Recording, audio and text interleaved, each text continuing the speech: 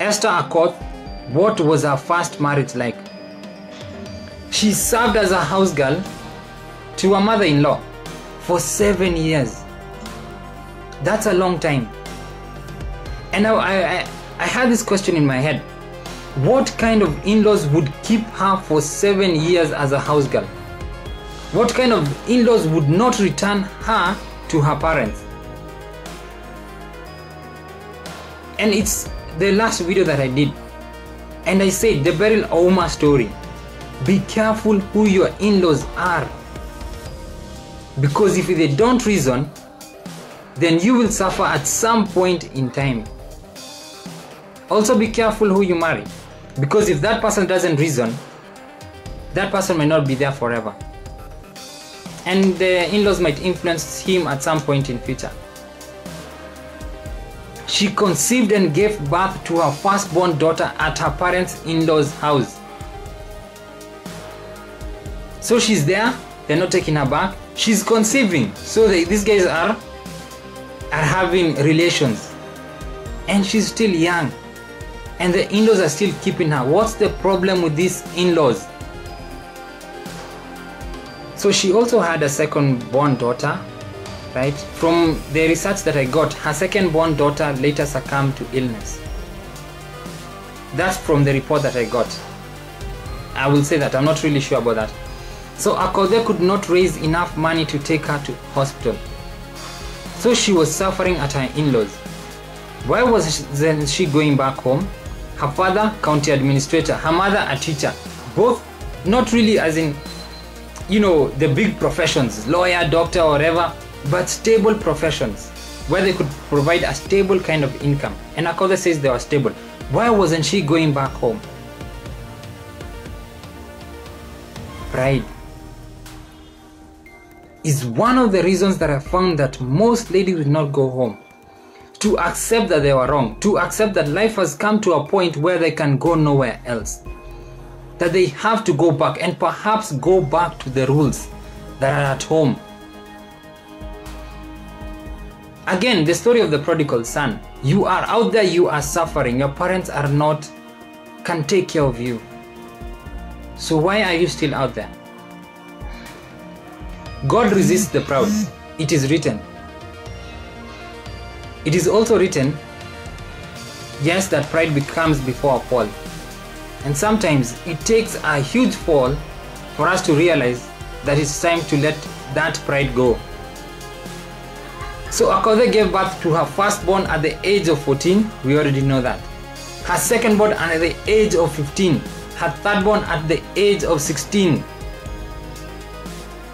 This is 1 year apart. And the in-laws are still there. She gave birth to a fourthborn in the same marriage, right? In 2000.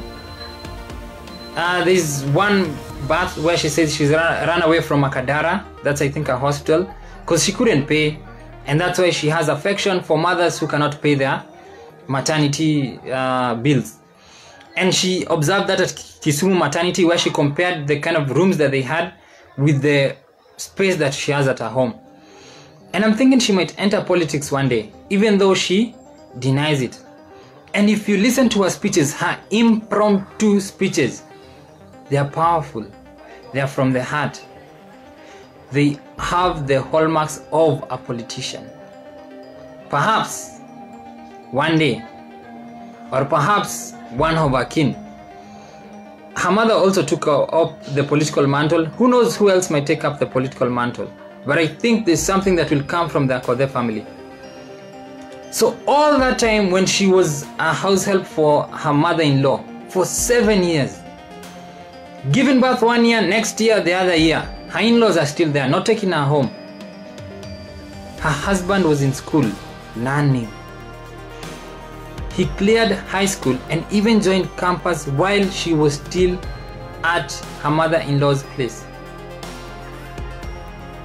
And guess what? The relationship between the two, it went sour. And she was sent packing by her in-laws.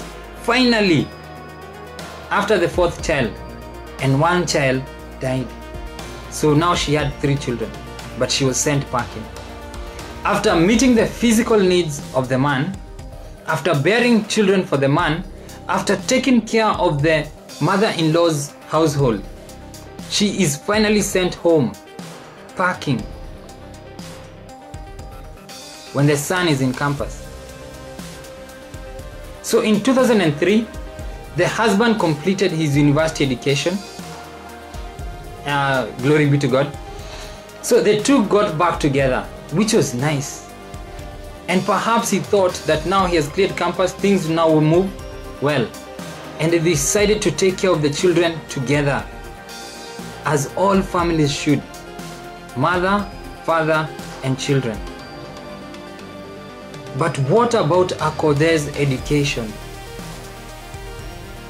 What about her desire to move on in life as a learned person? Well, the head teacher at that former high school where she was, she never forgot about Akothee. And she always asked her mother when she met Akothee's mother at the market, "Where is Akothee?" She was a bright girl. The name of this head teacher was Mrs. Wango. And I think we need to remember kindness. Be kind to everybody you meet. You never know what kind of battle they are facing. That's a common quote. Another common quote: be kind to everyone you meet. Say a kind word. You might be the only person who does so.